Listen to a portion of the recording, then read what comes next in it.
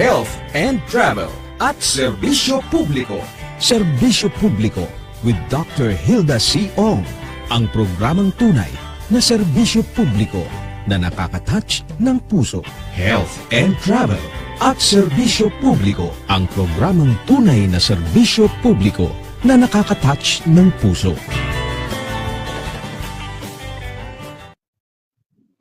Nagpapatuloy ang Health and Travel at Serbisyo Publiko, programa naghatid ng tamang impormasyon at serbisyo publiko dito sa DWBL 1242 kHz at sa ating Facebook at sa ating mga YouTube followers. Magandang umaga po sa inyong lahat.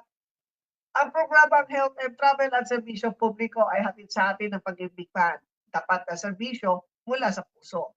Ang oras sa buong Pilipinas ay ganap ng 9:20 na umaga, hatid sa atin ng Pag-ibig Fund, tapat na serbisyo mula sa puso. Nais ko nga magbahagi ng isang napahalagang pagninilay tungkol sa isang katotohanan. Maraming tao ang tahimik na dinadala sa kanilang puso. Ito ay ang sakit ng pagkadismaya sa mga taong tinakala natin tunay na kaibigan. Ngunit kalaunan ay natuklasan natin, naging bahagi lamang pala tayo ng kanilang pangsariling interes. Napakasakit isipin na may mga taong lalapit sa atin ng puno ng kabaitan, paggalang at pagpapahalaga. Madalas ay ipinaparamdam nila na mahalaga tayo sa kanilang buhay. Kapag meron silang problema, tayo ang unang nilang tinatakbuhan. Kapag nangangailangan sila ng tulong, tayo ang kanilang inaasahan. Kapag may kailangan silang pabor, tayo ang kanilang pinakamatalik na kaibigan. Ngunit sa oras na makuha nila ang kanilang gusto, matapos nating ibigay ang ating oras, lakas, pagmamahal at pagtitiwala, unti-unti sila nagbabago. Ang dating madalas magparamdam ay nawawala. Ang dating puno ng pasasalamat ay tila nakakalimot. At ang pinakamasakit, ang dating tinutulungan mo ay siya pang nagiging dahilan ng iyong sama ng loob. May mga pagkakataon pa nga na ang mga taong itinuturing nating kaibigan ay sila pa ang nagpapasimuno ng mga chismis, maling balita, paninirang puri, at ibang kwento na sumisira sa ating pangalan. Nakakalungkot isipin na ang mga impormasyong ginagamit nila laban sa atin ay kadalasan nagmula rin sa pagtitiwalang ibinigay natin sa kanila. Ang mga lihim na pinagkatiwala natin ay nagiging sandata laban sa atin. Ang mga kabutihang ginawa natin ay tila nabubura sa kanilang sa alaala kapag hindi na nila tayo kailangan. Ngunit nais kong ipaunawa sa lahat na hindi natin kontrolado ang ugali at intensyon ng ibang tao. Hindi natin kayang baguhin ang isang tao piniling ng mamuhay sa kasinungalingan, paninira at paglalamang sa kapwa. Ang kaya na lamang nating kontrolin ay kung paano natin haharapin ang mga ganitong sitwasyon. Huwag nating hayaan ang pagkakadulo ng iba ay maging dahilan upang mawala ang ating kaputihan bilang tao. Huwag nating hayaan ang kanilang maling pagtrato ay maging dahilan upang magbago ang ating magandang pagkatao. Mahalagang matutunan natin maging mapanuri sa pagpili ng mga taong ating pinapasok sa ating buhay. Hindi lahat ng nakangiti ay tunay na kaibigan. Hindi lahat ng laging nasa tabi mo ay tunay na nagmamalasakit sa iyo. May mga taong sumasama lamang kapag may pakinabang sila. May mga taong mabait lamang habang may nakukuha sila. At may mga taong magaling magkunwaring kaibigan, ngunit lihim na hinihila ka pababa kapag nakatalikod ka. Kung dumating ang pagkakataon na matuklasan mo hindi tunay ang mga taong nakapaligid sa iyo, huwag mong piliting manatili sa isang samahan puno ng pagpapanggap. Huwag mong ipaglaban ang relasyon, ikaw na lamang ang nagpapahalaga. Huwag mong sayangin ang iyong panahon sa mga taong paulit-ulit kang sinasaktan, ginagamit at binabastos. Minsan, ang pinakamagandang desisyon ay hindi ang manatili, kundi ang tahimik na lumayo. Hindi kahinaan ang pag-iwas sa mga taong nakakasama sa iyong kapayapaan. Hindi pagiging masama ang pagtatagda ng hangganan para protektahan ang iyong sarili. Sa katunayan, sa isang tanda ng pagmamahal at respeto sa iyong sariling pagkatao, tandaan nyo, mas mabuting mag-isa, ngunit payapa kesa napapaligiran ng maraming tao, ngunit puno ng panlilinlang at pagkukunwari. Mas mabuting kakaunti ang kaibigan, ngunit tunay kesa sa marami, ngunit puro pakinabang lamang ang dahilan ng kanilang paglapit. Maraming tao ang natatakot mapag-isa kaya nagtitiis sila sa mga maling samahan. Ngunit nais ko sabihin sa inyo ngayon na kaya niyong mabuhay kahit hindi kasama ang mga taong hindi naman tunay na nagmamahal at gumagalang sa inyo. Ang halaga ng isang tao ay hindi sinusukat sa dami ng kanyang kaibigan, kundi sa kalidad ng tao pinipili niyang pagkatiwalaan. At higit sa lahat, mahalin ninyo ang iyong sarili. Pahalagaan ninyo ang iyong dignidad, kapayapaan ng isip at emosyonal na kalusugan. Huwag niyong hayaan sirain ng opinyon, chismis o paninira ng ibang tao ang iyong pagkatao. Kapag alam ninyo ang katotohanan tungkol sa inyong sarili, hindi nyo kailangan patunayan ang inyong halaga sa mga taong matagal nang nagpapasyang maliitin kayo. Tandaan nyo ito hindi lahat ng nawawala sa inyong buhay ay kawalan.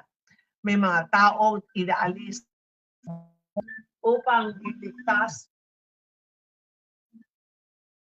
sa mas malaking sakit at problema. Minsan ang paglayo ng mga huwad na kaibigan hindi hindi kaparusahan kundi isang biyaya. Ito ay pagkakataon upang mas makilala ninyo ang iyong sarili, mas mapahalagahan ang iyong tunay na halaga, at mas mapapalapit sa inyong ang mga taong tunay na nagmamahal at gumagalang sa inyo. Sapagkat sa mundong puno ng pagpapanggap, ang pinakamalagang relasyon na dapat ninyong ingatan ay ang relasyon ninyo sa iyong sarili. Dahil kapag nawala na ang lahat, kapag tumalikot na ang iba at kapag wala nang gustong dumamay, mayroon pa rin isang tao maaring tumayo, lumaban at magpatuloy para sa iyo, at yun ay iyong sarili. Kaya mahalin mo ang iyong sarili, igalang mo ang iyong sarili, at huwag kailanman hayaan yurakan ng sino man ang iyong pagkatao. Karapat-dapat kang mahalin, pahalagahan at respetuhin, lalo ng mga taong pinapayagan mong manatili sa iyong buhay.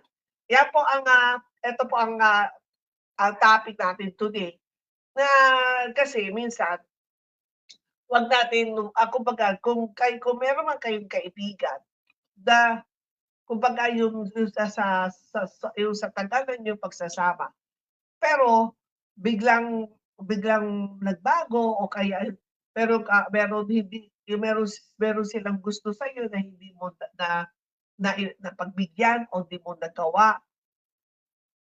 At tapos sabi niya, ay kumbaga ayaw ka na nila pansinin o kaya sinisiraan kayo. Alam mo, malalaman mo sa isang tao kapag isang tao maraming sinasabi sa kanyang kapwa, yung paninira sa ibang tao, ganun din ang pwede niyang gawin din sa iyo. Kasi syempre kinikwento niya sa iyo, ay si ganyan, ay nako, ang landi-landi. Akala mo kung sino siya. Akala mo talagang magaling siya. Yung ang daming siyang mga negative pa. O kaya meron siyang Kaya tapos let's say sabihin natin na biglang yung anak niya pumasa sa board o tapos sabihin natin hindi lang pumasa, nasa top 10 o top 3, natural. Yung iba, yung dahil sa inggit, sisiraan, ay naku, ano lang yan, tsambahan lang yan. Yung maraming ganung negative pa sinasabi. And then kapagka meron din naman ng mga kaibigan naman na yung mga yung kumbaga sa maipapayo ko sa'yo, kapagka meron kayong mga ganung kaibigan na na lagi kang sinasaktan o lagi kang pinapahiya o sabihin natin inuutangan kayo, pagkatapos hindi mo maibigay yung kanilang gusto at masama ang loob sa inyo, hayaan mo siya. Kung ayaw niya sa'yo, ang kumbaga, hayaan mo siya umalis, hayaan mo siyang may balang darating din ang araw, makikita din niya sino ba ang nawalan. Basta ang tandaan po ninyo na ang pinakakaibigan mo ay yung sarili. Katulad po sa akin, marami akong mga naging past experience ng mga kaibigan na minamaliit ka at hindi ko pa malimutan may meron pa nga siyang nakatungtong ka lang sa kalabaw pero mga gano'n sabi sa akin. Ay hinayaan ko siya. Tapos sabi ko kapagka alam ko isang tao na puno ng inggit o kaya naman meron siyang sinasabi sa ibang tao at nakarating sa'yo ang mga pinagsasabi niya, ay talagang talagang iiwasan ko siya. Kapagka lumapit siya sa akin, titignan ko lang siya. So, hindi ako kuwento sa kanya. O kaya naman hindi ko rin sasabihin sa kanya nakarating ang mga pinagsasabi mo sa ibang tao. Sabi ko, alam ko yung mga pinagsasabi mo pero, hinahayaan ko na lang sila. Pero kapag once na ang ugali ko naman, kapagka nalaman ko na isang tao na behind my back, puro mga negatibo sinasabi sa akin, hindi na yan makakabalik sa akin. Kahit na sabihin natin na lumalapit siya, parang kunwaring humingi siya ng sorry.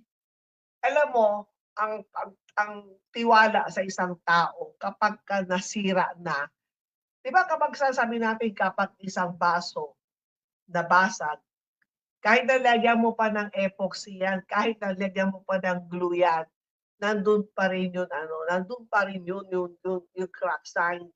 So, hindi yan kumbaga hindi na yan matatanggal. O kaya naman sabi natin kapagka ang isang tao nasugatan, natural 'di ba may peklat yan. So kung may peklat yan, lagi mo maalala yung tao na nagbigay sa iyo ng sama ng loob. And then ang pinakamasakit kapagka meron kang isang kaibigan, lahat ng mga kuwento, sikreto na ikuwento mo sa kanya, pagkatapos dahil lang sa isang pabor na hindi mo maibigay o kaya naman siya naman ang may dahilan.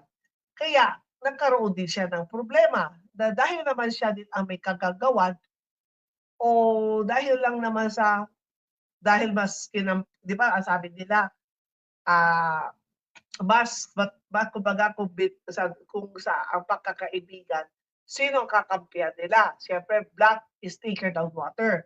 Kung yun ang kadugo niya o kaya naman, siyempre kung let's say father and son, kahit na sinabi natin na ganito ang ginawa ng anak mo at sabihin mo sa tatay niya, ay naku, kahit na alam niya mali ang anak niya, kakampihan pa rin niya anak niya. Kaya sabi nga noon, sabi nga sa akin nung isang, kasama kong doktor, sabi niya, "Alam mo kahit na anong paglaban mo, alam namin na mali yung anak niya, hindi ka pa rin mananalo kasi anak pa rin niya yan." Sabi ko, "Oo nga, alam ko na may gano'n." Sabi ko, sa akin lang naman, ako public service lang ako, tumutulong ako, wala naman akong sinisweldo, ano naman kung kung ako naman ay nainis, ay sabi ko, ano pang gagawin ko, di lang, ang daming may kailangan sa akin, maraming may gusto sa akin. So, sa nag-ano ako, kumbaga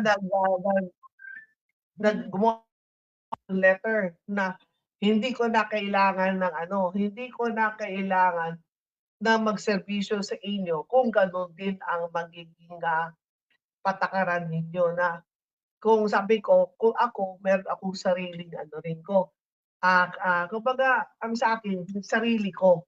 Sabi ko dignidad ko 'to, meron akong pinaglalaban, sarili ko 'to. Balang araw malalaman din ninyo. Kumbaga sa ano, naniniwala ako sa karma. Kung ano mga tao tinatapakan-tapakan ninyo o dinudurog ninyo o sinisiraan ninyo o iniipit ninyo, the ano word is iniipit, eh.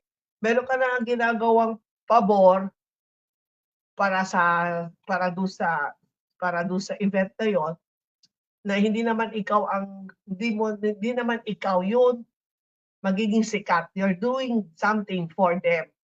So sabi ko, sabi ko, itutuloy ko pa rin dahil ako nakipag-coordinate.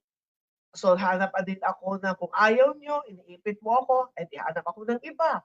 Hanggang sa natapos, naging successful din, and after that, ano na, bibitawan na kita. Hindi ko kailangan ng pekeng kaibigan.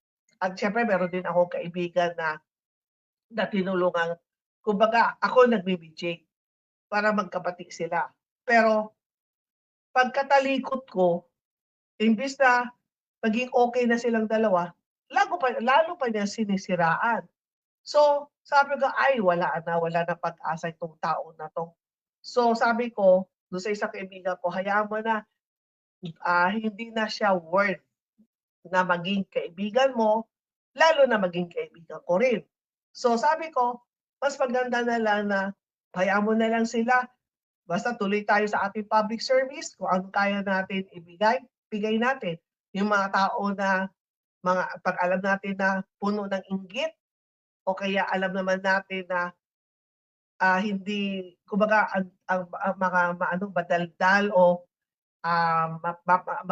kumbaga lagi namimintas, hayaan ninyo 'yan, bitawan ninyo 'yan, hindi natin kailangan ng gano'ng kaibigan. So, 'yan po ang inaano ko sa maipapayo ko sa inyong lahat. Mahalin po ninyo ang iyong sarili, tapos puwede naman ninyong gawin, mas maganda yung kumbaga sa ano, solo lang. Let's say dito sa programa ko, sa Health and Travel at Serbisyo Publiko, kapag hindi ko kaya, kapag meron akong important event o let's say nag-out of town trip ako o out of the country, parang hindi na ako tumatanggap ng co-anchor o meron uupo para sa akin kasi nakaka-encounter na ako ng, mga hindi maganda na kapag may kasama ka, kumbaga naawa ka, tinulungan mo, binigyan mo din siya ng pagkakataon para masabi na may programa din siya. Pero nalaman mo pala na after that, sisiraan ka na. So, mula noon, never, never na ako tumatanggap ng co-anchor. Kaya either naka-live ako sa inyo or hindi ako magprograma. Pero at least napoprotektahan ko itong programa ko, itong Health and Travel at Serbisyo Publiko dahil pangalan ko ang dito ang pangalan ko nakikilala. Kaya ang naalam po ninyo sa dami ng aking mga public service, marami po akong natatanggap na mga recognition. Yung nakikita po ninyo sa likod, actually iba di niyo makita yun. Marami akong puro ano yang mga nasa likod ko, puro mga ano yan, plaque yan, puro mga awards yan. Iba, hindi pa kasama ang mga certificate na naka-folder. So, yun ang pinakamalaga na tutulong ka, gagawa ka ng public service, wala kang sinasaktan, wala kang sinasaktan o inaagrabyado o parang ninakawan mo ng isang bagay Walang, yun ang never kong ginagawa. Kumbaga, respeto, pagmamahal, ang lagi kong pagka, let's say, kasi naging consultant po ako ng DNR, NIA, PCSO, NWRB, tapos, siyempre, ang laging topic natin, SSS, PhilHealth at IBIC.